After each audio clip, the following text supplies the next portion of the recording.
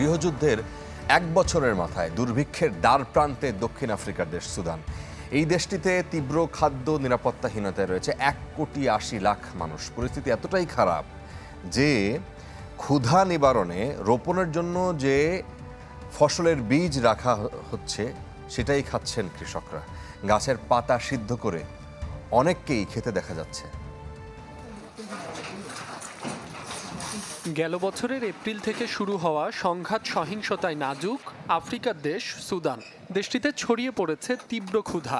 দেশটির সেনাবাহিনী ও আধাসামরিক বাহিনীর মধ্যে গৃহযুদ্ধের 1 বছরের মাথায় দুর্ভিক্ষের দ্বারপ্রান্তে দেশটি।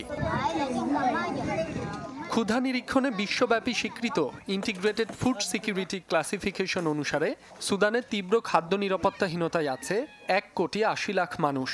এর মধ্যে প্রায় 50 লাখ দুর্ভিক্ষের কবল থেকে এক ধাপ দূরে।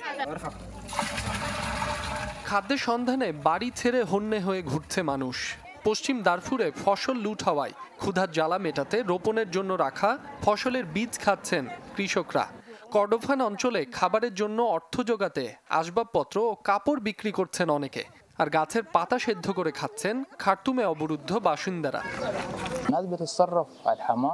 সবাই ক্ষুধার্ত। আমার পরিচিত কয়েকজন না খেয়ে মারা গেছে। অনেক লোক ঘরবাড়ি ছেড়েছে। আমি একজন ফার্মাসিস্ট ছিলাম। দুমুঠো খাবার নিতে এখন মসজিদে যাই। সেখানে না গেলে না খেয়ে মরব।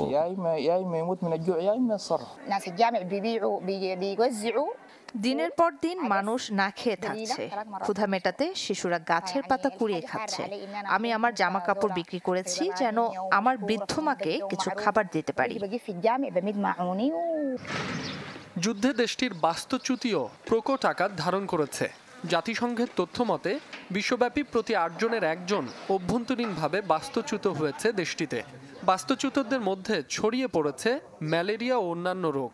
ডক্টরস উইদাউট বর্ডার্সের তথ্য মতে উত্তর দারফুরের জমজম শরণার্থী শিবিরে ক্ষুধা অপুষ্টিতে রোগাক্রান্ত হয়ে প্রতি 2 ঘন্টায় মৃত্যু হচ্ছে একটি শিশুর। মাসুম রাব্বি, চ্যানেল 24।